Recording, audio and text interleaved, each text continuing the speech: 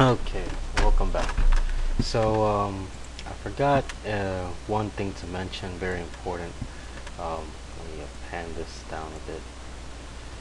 Um, Maybe a little bit more. Is the network settings right here where my mouse is. You can go right click network adapters. Um, it's very important, the networking, so you can get a nice effective lab and you can connect to your server from the outside. It needs to say bridged adapter.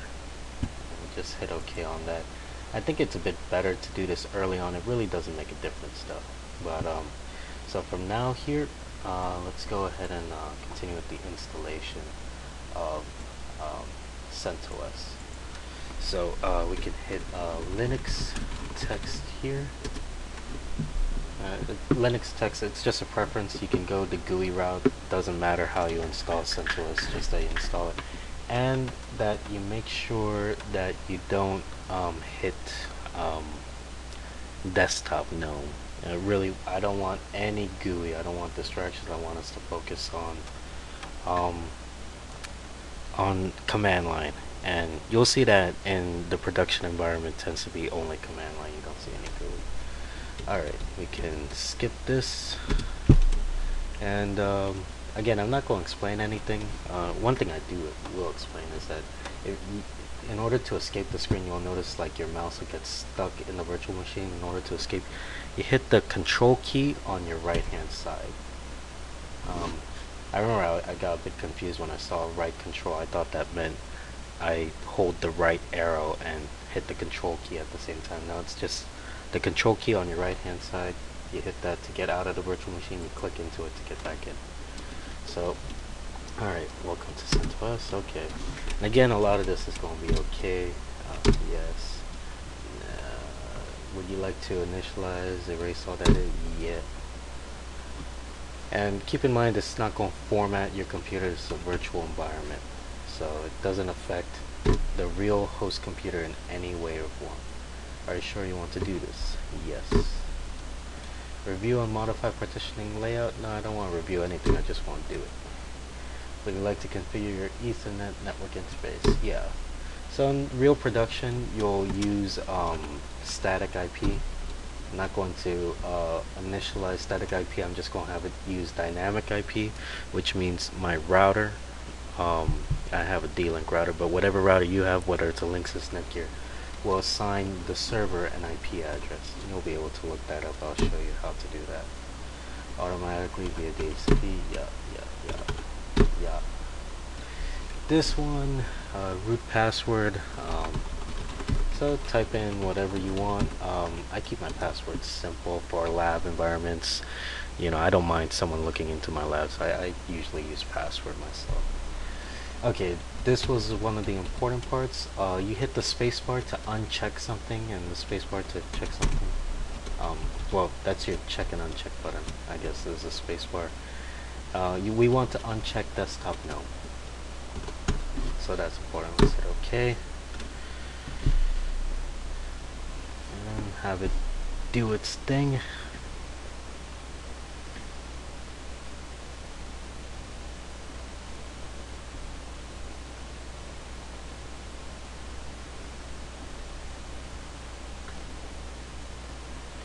A complete, sure, why not?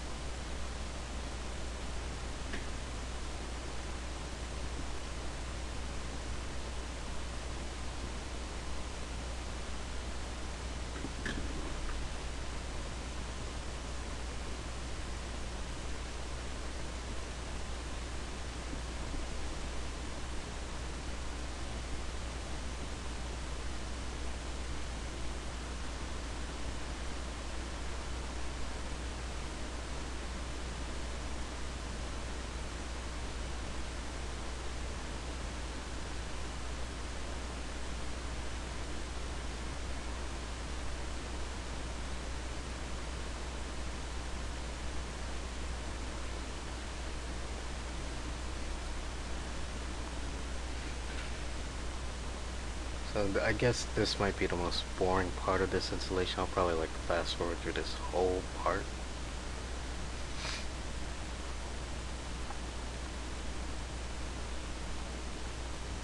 But essentially that's it. In terms of getting the lab environment ready, you have VirtualBox set up, and as soon as this installation is done, you'll see how Linux is set up.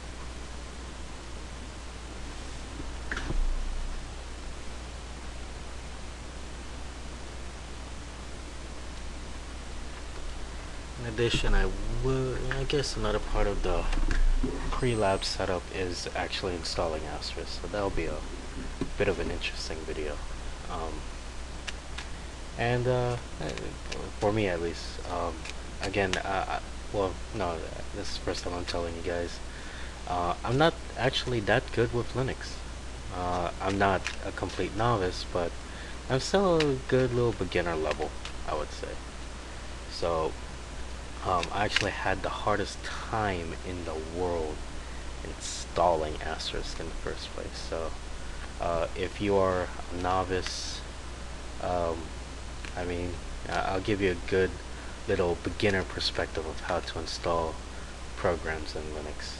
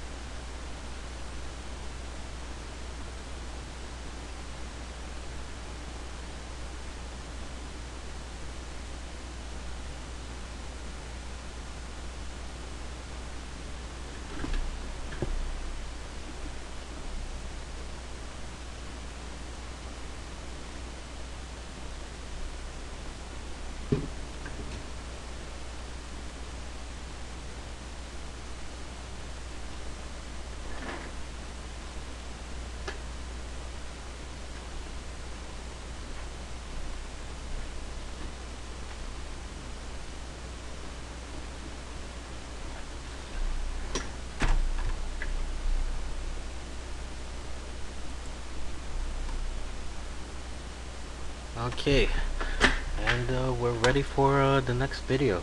That's installation of CentOS complete. See you there.